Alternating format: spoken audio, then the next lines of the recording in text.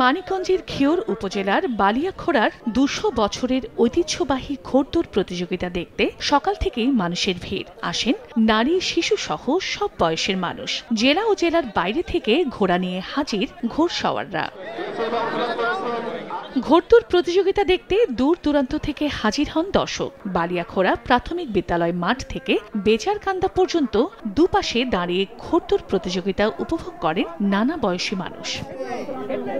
চমৎকার আয়োজনে মুগ্ধ দর্শকরা। ভালোই লাগতেছে, আমার ছেলে আইছে, স্বামী আইছে। আগে খুব ভালো লাগছে, এখনো ভালো লাগছে। আমাদের দেশের জন্য এটা প্রিয় ঘোড়া দেবাড্ডা নিয়ে আসছি ঘোড়া দেখতে, ভালো লাগছে, অনেক ভালো লাগছে। এটা ঐতিহ্যবাহী একটা রেস। আজকে প্রথম দেখতে আসছি, আমার বাচ্চাকে নিয়ে আর হাজবেন্ড নিয়ে আসছি, দেখে অনেক ভালো লাগছে। আর অনেক মানুষজন ঘোড়দৌড়টাকে আমাদের সংস্কৃতি বাঁচায় রাখার জন্য এই ঘোড়াদৌড়ের যে আয়োজন করছে আমার কাছে খুব ভালো লাগছে। অনেক সুন্দর হচ্ছে, অনেক ভালো হচ্ছে, সবাই আমরা আনন্দ ভোগ করতেছি।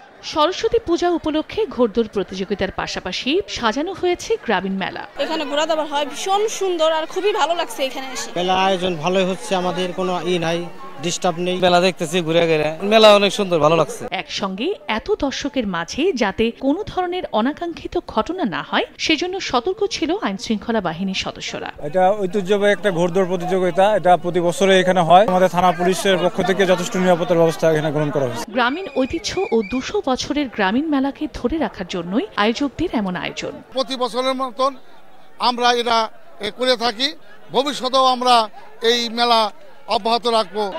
বালিয়াখোড়া মিতালি সংঘ ও গ্রামবাসীর সহযোগিতায় ঘোড়দৌড় প্রতিযোগিতায় জেলা ও আশপাশের জেলা থেকে অর্ধ শতাধিক ঘোড়া এই প্রতিযোগিতায় অংশগ্রহণ করে। এতে যৌথভাবে চ্যাম্পিয়ন হয় টাঙ্গাইল জেলার ভাদ্রার গ্রামের শরীফ মিয়া ও মানিকগঞ্জের দৌলতপুর উপজেলার কাকা গ্রামের মোহাম্মদ আকাশ মিয়ার ঘোড়া। সময় সংবাদ, মানিকগঞ্জ।